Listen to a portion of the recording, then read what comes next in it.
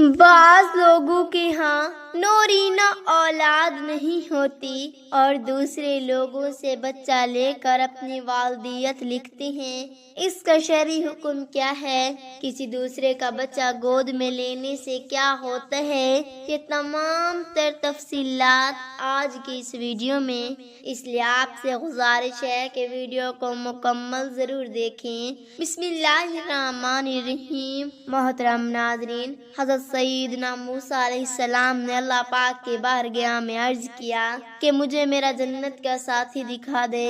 اللہ پاک نے فرمایا، فلاں شہر کا قصائی تمہارا جنت کا ساتھی ہے۔ حضرت موسیٰ علیہ السلام اس قصائی سے ملنے پہنچے تو آپ نے علیہ السلام کی دعوت کی۔ جب آپ کھانے کے لیے بیٹھے تو قصائی نے ایک بڑی سی ٹوکری اپنے پاس رکھ لی۔ 2 نوالے ٹوکری میں ڈالتا اور 1 نوالا خود کھاتا۔ اتنے میں دروازے پر دستک ہوئی، قصائی باہر گیا۔ موسیٰ علیہ السلام نے ٹوکری میں نظر کی تو کیا دیکھتے ہیں کہ ٹوکری میں بوڑھے مرد و عورت ہیں۔ جیسے ان کی نظر موسیٰ علیہ السلام پر پڑی، ان کے ہونٹوں پر مسکراہٹ پھیل گئی۔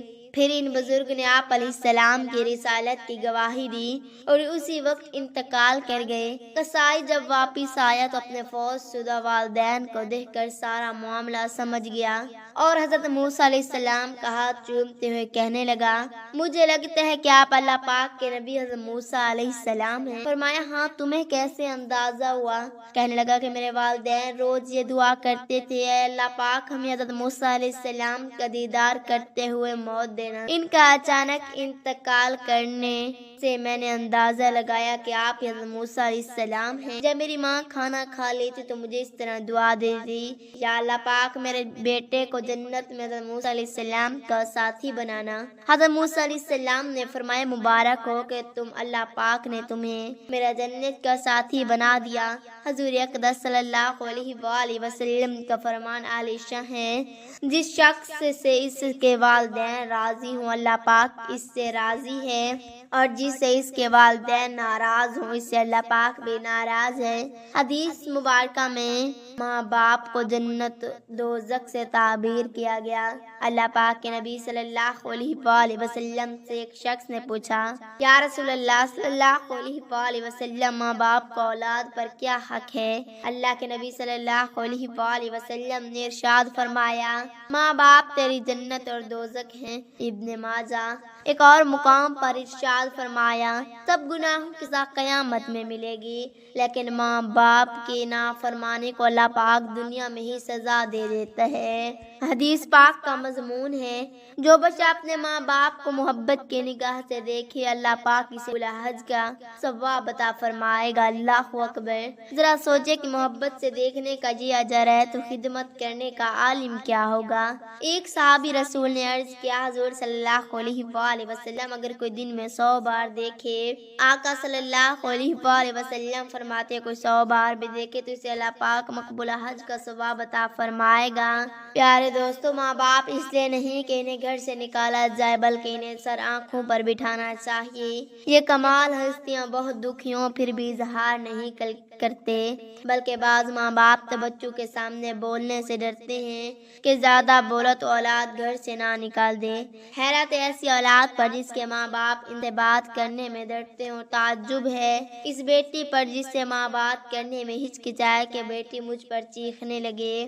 آپ غور تو کریں، یہ کتنا بڑا گناہ ہے، کتنی بڑی نافرمانی۔ اولاد کا ایک حق یہ بھی ہے کہ اولاد کا اندازہ والدین کے سامنے ایسا ہو جیسے غلام کا انداز اپنے آقا کے سامنے ہوتا ہے، مگر کیا آج ایسا نہیں کہ بعض والدین اپنی اولاد کے سامنے غلام بنے نظر آتے ہیں کہ بیٹا میرا یہ کام کر دو، بیٹا مجھے تھوڑے سے پیسے دے دو، اور بیٹا جھاڑ رہا ہوتا ہے کہ میرے پاس پیسے ہیں۔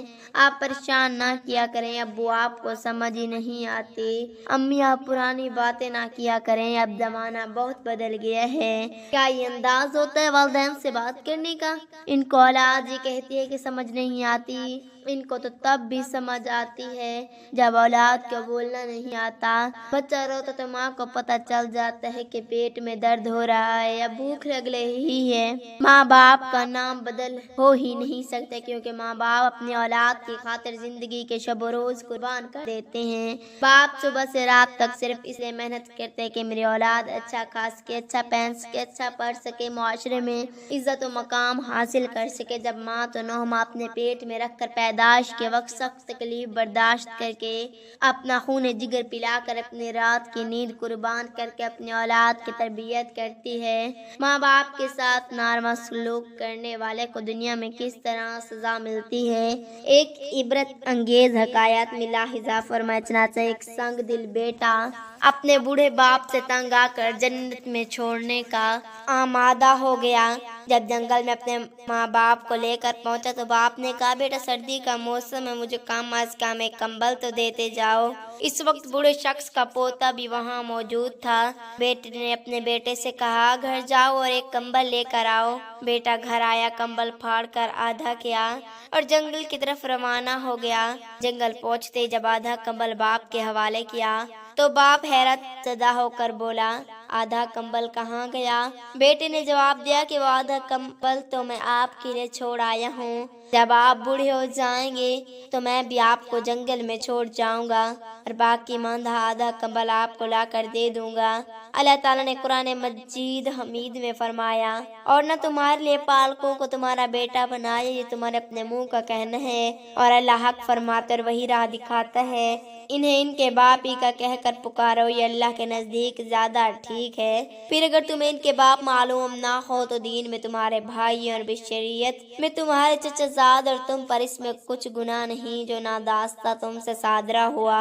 ہاں وہ گناہ ہے جو دل کے قصد یعنی ارادہ سے کرو، اللہ بخشنے والا مہربان ہے۔ کرو اور اللہ بخشنے والا مہربان ہے۔